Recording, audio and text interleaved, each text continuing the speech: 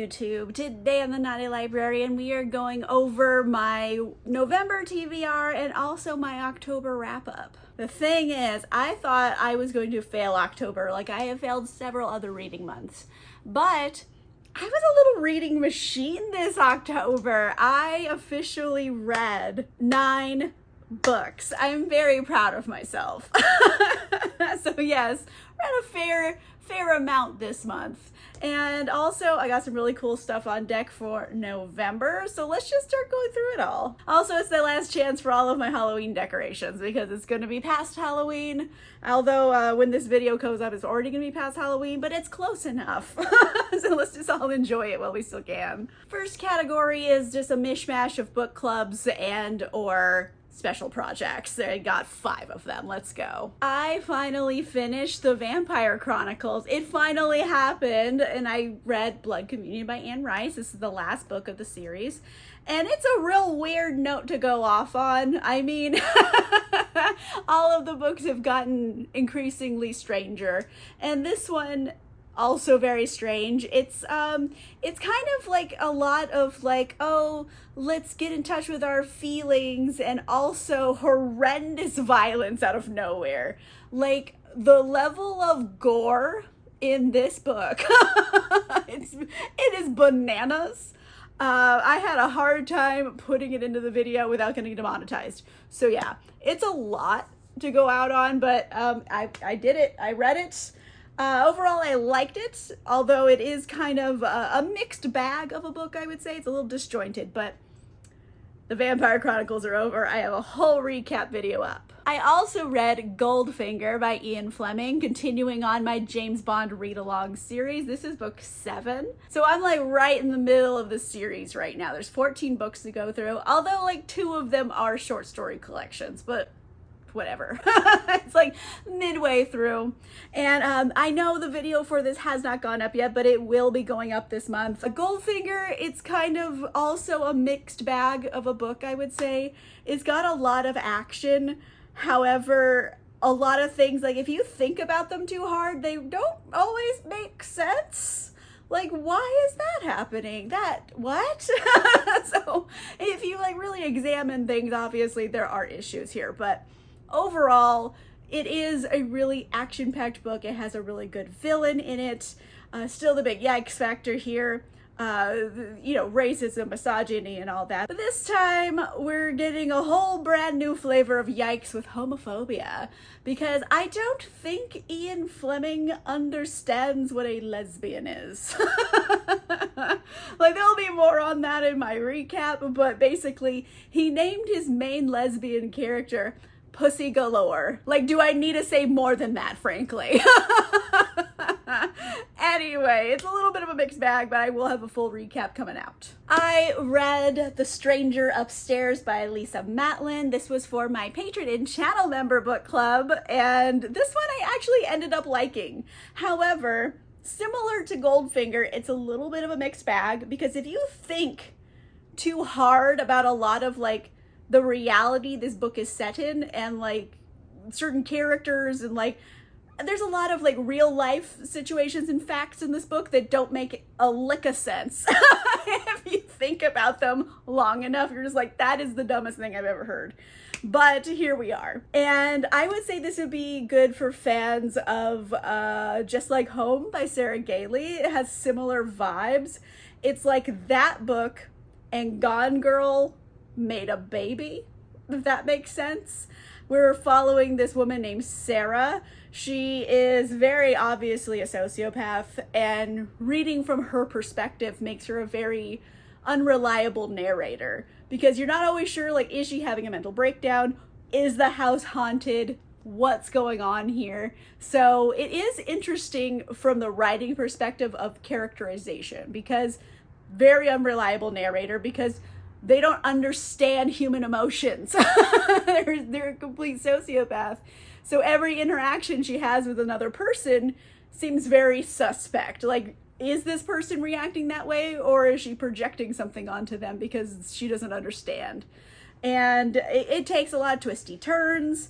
And overall, like, I think it's a good debut, but there are a lot of elements of the book that don't make sense, like core easy elements. Like, for example, Sarah, our main character here, is supposed to be a licensed psychiatrist, like has a medical degree, you know, and this character is 25. 25? Like, does no one find this suspect at all? So just like little real world factoids and world building that make no sense at all. So it's a little bit of a mixed bag, but overall I did like it in the end because it's like, you know, spooky, unreliable narrator, all that kind of jazz. I realize I haven't said anything about the actual plot here.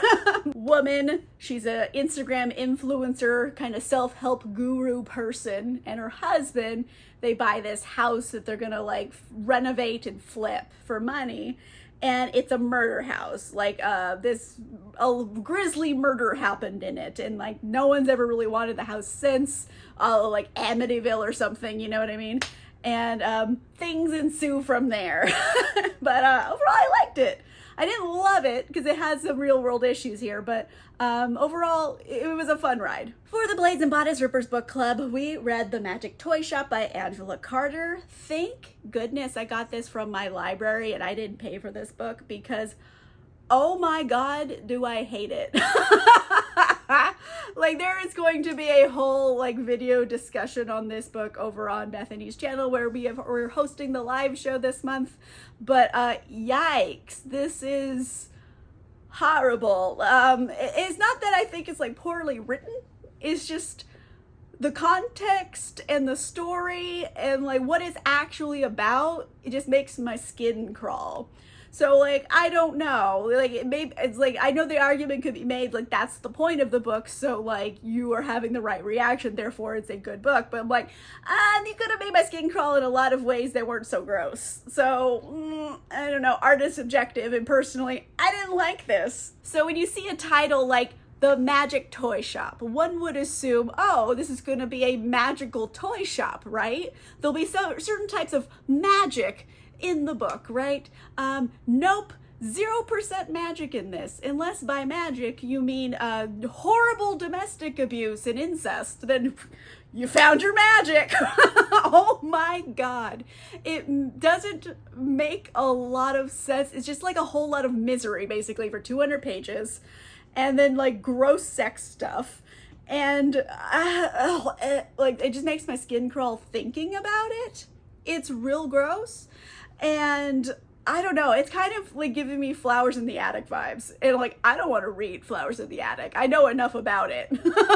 So, oh my word, it's a lot. But yeah, there's a whole video up of us discussing this book, but dear Lord, oh my God, I didn't like it. For the classic lesbian romance read-along, we also read Annie on My Mind by Nancy Garden.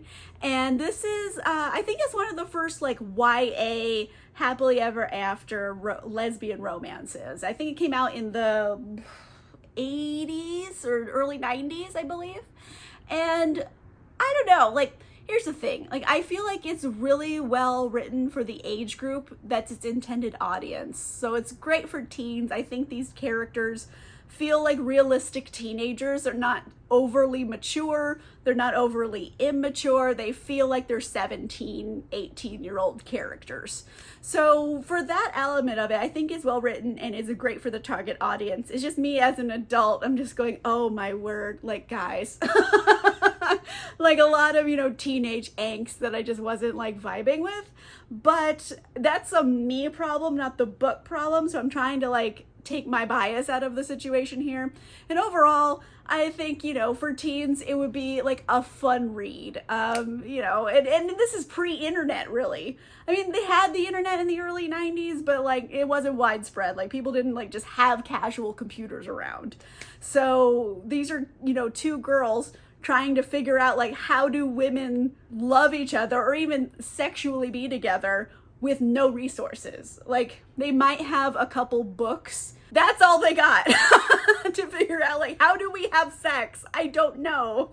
So it's I think it reads true. It hits like a certain reality for these characters that I felt they were very realistic. So I think the book is fine. So I think I gave it like 3.75 stars because like overall it doesn't really have a lot of meat on its bones. And there were certain elements it was using, like kind of like letter writing from the future or the present, talking about the past in there and like interspersing that, but it didn't really go anywhere. So there were some like aspects that could have been, I don't know, structurally done better. But as for characterization, I think it rings true. So it's a little bit mixed bag, but I liked it. I don't have beef with it. It's just probably not like my book. The next category is kind of my Halloween pick for the month, which was Court of the Undying Seasons by A.M. Strickland. Now, I read In the Ravenous Dark by A.M. Strickland and very much enjoyed it. So I was like, okay, this is gonna be auto by author for me. I bought this without really knowing much about it besides it's vampires. So I was like, done. And in this world, vampires, they don't just willy-nilly turn people into vampires. They have like a Hunger Games-esque culling throughout towns where they pick one and they have to come trained to be a vampire. They do it very like slowly and gradually, so you don't just have like, wow, I'm a vampire all of a sudden and I lose my mind. So they're responsible vampires, if that makes any sense. And it's a one and done, so I don't have to wait for like more things to come out for this series for like, oh, it's a cliffhanger. How are they going to stop the big bad? It's like there's a big bad and it's over and done with by the end of the book. So if you're like a one and done kind of person, then this is going to be it for you. It's just, the problem here was that it just wasn't as good as previous works I've read from A.M. Strickland. And I don't think it's just me too. Like I went and looked at some Goodreads reviews and I feel like a lot of people are also saying the same thing, where it's just not as good as it has been in the past. So like there's nothing wrong with this, but like I feel if you're an A.M. Strickland fan, you might be a little let down. But if you've never read anything by A.M. Strickland, start here. That way you can't be let down. You can only go up.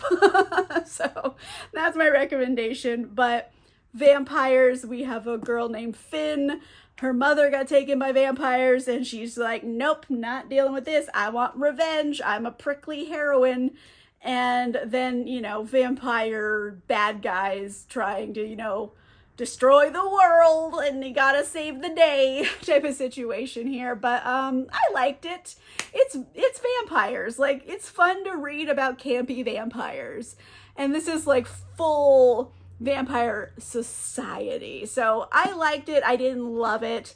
I've read better things by A.M. Strickland, but I still gave it a 4-star because I had a good time with it. It's vampires, like it's really hard to make vampires really bad because vampires are just fun. So it's fine. Last category is romance, and I have 3 of them. Since I have a physical copy, let's talk about Cruel Seduction by Katie Robert. This was on a past TBR and I never got to it because I have been blowing off my TBRs right and left. And I was like, okay, you know what? I have some extra time this month.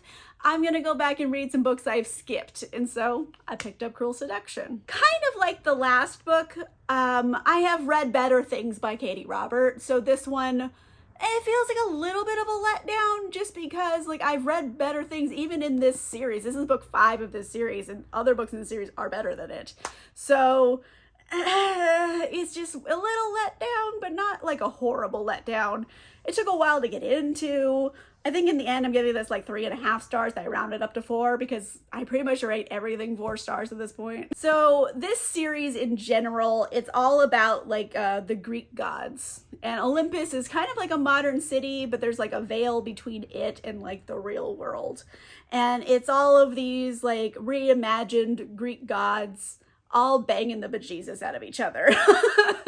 So Cruel Seduction is mainly the Aphrodite and Hephaestus marriage situation here, where they're just like, they hate each other, so it's like a hate fucking situation.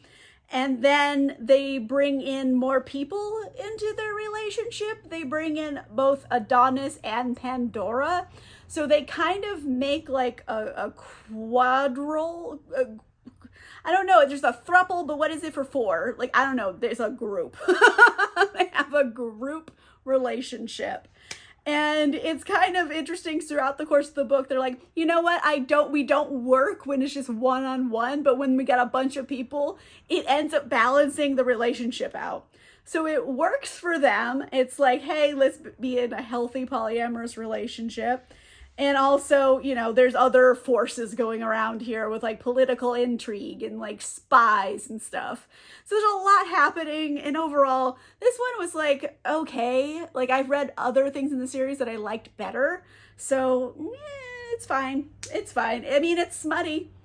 I mean, she writes spicy books, so if you want something spicy and kind of very dramatic, this one's for you. And last up, I continued reading the Mead Mishaps series because I started it back in September and I just kept pounding my way through these books. So I have book 2, That Time I Got Drunk and Yeeted a Love Potion at a Werewolf, and The Time I Got Drunk and Saved a Human, both by Kimberly Lemming. And these books are so fun. They're just dumb smut, which is exactly what I want. It's kind of like Legends and Lattes by Travis Baldree, but like if it was smutty. Because it's kind of like cozy, it's funny, you like these characters, they're very short. There's no like fat on these stories. They're not like, oh, I need to go waffle with indecision about this relationship and deal with problems. It's like, no, they meet, they fuck, they get married, the end. Like, there's no like weird filler chapters where like, oh, I need to like think about things. It's just A, B, C, D. So they're great if you want a short ass banger of a book. There's no fat to trim. They're funny. They're smutty. They're fantasy romances. This one's got a werewolf. This one's got a dragon in it. So there's a lot going on here. I thoroughly enjoyed them all to heck. Like, I love these. These were so fun to read. I am caught up in the series though, so I don't think there's anything else out yet, but if anything else does come out, I am going to read it. These are just a joy. Okay, so October is officially wrapped. I read a whole bunch of books. I am very proud of myself for that. So let's get into November. What's on deck going forward? Let's go. I am still continuing on my James Bond read-along series with For Your Eyes Only by Ian Fleming. This one is a collection of short stories, so it's going to be kind of interesting recapping a short story collection because it's, you know, there's a bunch of stories in here. So who knows how that's going to work out. I haven't even scripted it yet, so we'll find out together. But it's going to be a double Bond month because I've run out of Vampire Chronicles. I think I'm taking like a little 1 month break from Anne Rice because like I need it. It's been every month for a long time now. I need to take one little break here. So just doing Bond this month, and this is a short story collection that I'm pretty excited about reading. It has a lot of stories that when you combine them together, it made the plot for some of the movies and stuff. So I'm interested in reading this one. Well, rereading it, I've read them all already, but it's fun rereading them because now I'm scripting, so I'm finding new things. But yes, there'll be 2 Bond videos this month. Also, I am so excited to announce our patron and channel member book club pick for November is officially Assistant to the Villain by Hannah Nicole Mayer. Oh boy, I am so excited to read this. Like, it's the one I secretly wanted everyone to pick, and it won by a landslide. Everyone picked this one. Everybody picked this one. And it is so fun. I don't know. I haven't read it yet. I'm a fan of the TikTok series. I don't know how it's going to translate coming from TikTok to a actual novel. So that's going to be an experience, but it's exactly what the title suggests here. This woman, she is an assistant, like the, you know, executive assistant to a fantasy evil villain, and like they kind of have this weird awkward romance. So I am so excited to read this with all of you. It's gonna be so much fun. Super pumped. I also got a couple more fantasies on deck, so let's go with those here. I have The Fragile Threads of Power by V.E. Schwab. I have been highly anticipating this book for quite some time. This is like a spin-off or a continuation series from her Shades of Magic series. I've read that. I very much enjoyed this series. I feel like it's kind of like a fantasy classic at this point, masterpiece level. And this is a continuation. And I purposely haven't been looking up stuff about this book because I kind of want to go in blind to it. I know we're following along with all of our characters from before, but you know, now the world has changed. There's new bad guys rising or new powers rising. What's going to happen next? And also the cover is just gorgeous. So very excited to read this one. And I just can't quit vampires. So I'm also going to read The Scarlet Veil by Shelby Mahiran. This is also a continuation series from her Serpent and Dove series, which I very much enjoyed. But this time we're following Celie, who, like, I don't know, people hated Celie at first. I really liked Celie by the end of that series. She had a whole character growth arc. She went through some shit, okay? And now we're continuing on the story with Celie, and now there's vampires in this world. And like, why not? There was witches already. Why can't there be vampires? So, you know, fun vampire stuff that's happening in the same world as Serpent and Dove, basically. That's all I know, and that's all I need to know. And last up here, I have a couple romances I want to get into this month. So let's start off here with Knockout by Sarah McLean. And I just put this off, and I have no idea why, because I am obsessed with this series. I just didn't get to it yet. And I'm like, this is a travesty, and I need to read this right away. So this is Imogen. She's one of the Hell's Bells. She is an explosives expert.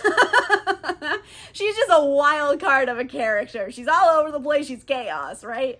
Her love interest is Thomas Peck. He is the beleaguered police chief, and he's like, you girls are sticking your nose into places, not out of like a misogynist way, but it's like literally shit keeps blowing up, and this makes me very upset. Like the paperwork I have to do. This poor guy, he's just so exasperated. And of course, you know, you have someone very, very ordered and someone very chaos. Ooh, they're gonna get together. And like, I'm rooting for them. Like, I want them together so much. And I love this series. I can't believe I didn't read it immediately when it came out, but I'm rectifying that poor decision I made. So it's getting read this month. And last up, I have My Rogue to Ruin by Erica Ridley. I love this series as well. This is the Wild Winchesters. It's a continuation of the series. They're all episodic though, so I think if you started any book in the series, it's fine. But basically here, you have the Winchesters. They are misfit orphans who were all adopted by the same rich guy. So now they're all these like siblings, and they're all adults. And they're all like each individually finding their romantic partners. And each one of the Winchester family members, they kind of all work together to like solve crimes. Like Robin Hood style, like, hey, let's take down the bad guys and like help the, you know, the poor people. That's their whole vibe. So there's capers, which I feel like is underrated in historical romances. Like, I want a caper. I want people to sneak around and do silly shit and solve a crime. That's what I want. And this one, I think, has a forgery ring. So very into this. I love this series. It's so much fun. It's up and down for spice level, I'll say. So some of them are spicier than others, but overall, I think they're a little on the mild side. And that's it for November. I purposely gave myself a small TBR because I want freedom to pick other things. Plus, in the United States, because I know not all of you live here, we have Thanksgiving, so there's some holidays coming up here, and it's going to limit reading time a bit, so I don't want to like overwhelm myself. But I will get these books done, hopefully, plus maybe some more, who knows. Anyway, that's where I am right now at this cusp end of October, starting November. So let me know in the comments down below. I don't know, what's a book that you read that just wasn't hitting it for you? You're like, oh, it could have been better. It's a mixed bag. What's that for you? Let me know in the comments down below. If you like this video, make sure you give it a like. If you want to see more videos, make sure you subscribe. If you want cool exclusive content, including early access to videos and a book club, you can consider becoming a channel member or a patron. Links for that are in the description down below. And on that note, I'll see you guys soon. Goodbye.